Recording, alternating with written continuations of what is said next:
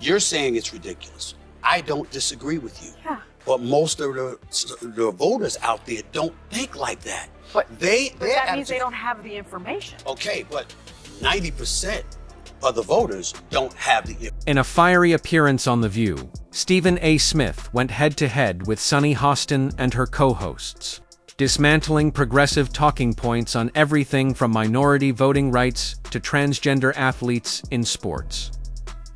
True to his unfiltered, nonsense style, Smith pushed back against what he saw as woke elitism, instead centering the conversation on the real struggles of everyday Americans. He argued that issues like inflation, fairness, and practical priorities can't be brushed aside in favor of ideological battles. As the exchange heated up, Smith's pragmatic approach exposed cracks in far-left arguments and highlighted the growing disconnect between political elites and the working class. What started as a routine debate quickly escalated into a raw, unvarnished discussion about the cultural and political divide shaping.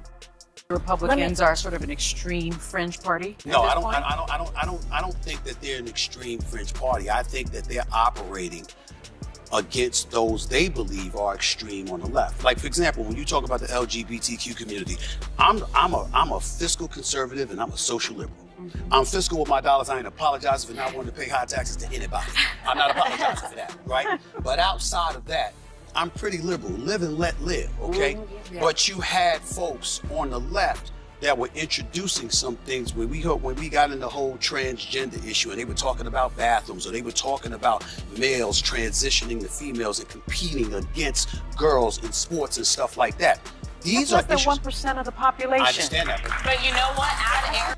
America Today, Smith firmly opposed allowing biological males to compete in women's sports, framing the issue as one of fairness, integrity, and genuine competition. He cautioned that dismissing such concerns as irrelevant or bigoted reveals an elitist disconnect from the frustrations of everyday Americans. For Smith, this isn't just about protecting women's sports, it's about pushing back against what he views as a collapse of common sense, driven by extreme progressive policies that prioritize inclusivity over equity, pointing to the undeniable biological differences between men and women. He argued that ignoring these realities disrespects the hard work and sacrifices of female athletes. His remarks directly challenged the left's narrative, insisting that fairness and competition are foundational American values that should never be sacrificed for ideology. But I think that's where the mistake is made. Yeah. You're saying it's ridiculous. I don't disagree with you. Yeah. But most of the voters out there don't think like that. But that means they don't have the information. Okay, but 90% of the voters don't have the information. If you're out there busting your tail to make ends meet and to pay your bills, and you're going to work every day, and you got a family to take care of, and you're in New York City, you get stuck 2 hours of your day, get stuck in traffic. You understand? You got a whole bunch of stuff to go through. You don't have time to know what you and I know. Maybe you need to listen to the news when you're in traffic. Well, again, maybe I agree not with be that. uninformed. This is the stuff that's going to take you away from the things that brings down your spirit. And that's unfortunately what most voters are doing. Shifting the focus to the real drivers of voter behavior, Smith pointed to inflation, soaring rents, job security, and other urgent kitchen table issues. For most Americans, he argued, survival takes precedence over the endless culture wars dominating political headlines. He contrasted this with what he sees as the left's fixation on identity politics and virtue signaling, an approach that often ignores the financial struggles of millions.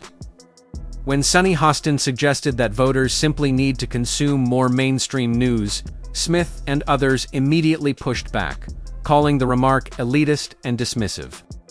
They argued that voters already understand their own priorities, and those priorities are grounded in economic reality, not political dogma.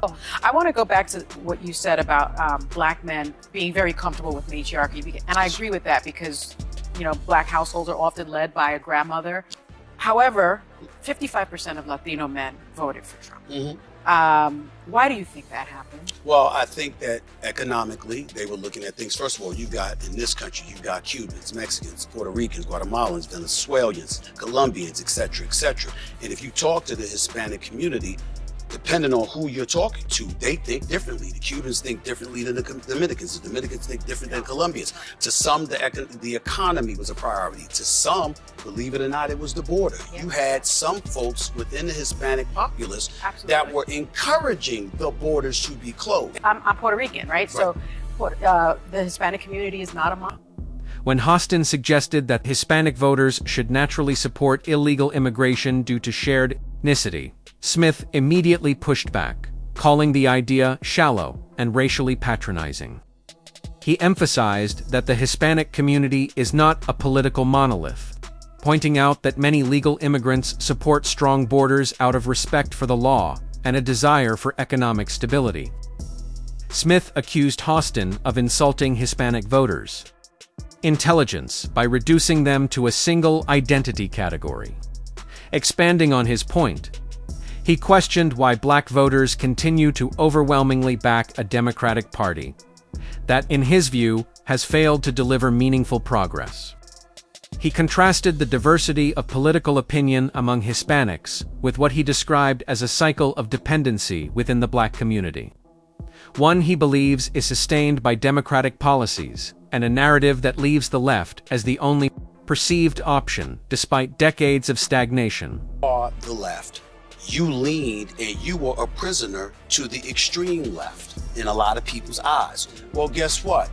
Most of America doesn't operate on the fringes. Whether you're left or you're right, you're relatively centrist. You believe in compromise, negotiation, working with one another. Nobody gets to get everything they want. The problem is those on the fringes continuously push for you to get everything you want. They're not about getting things done. They're about getting their way.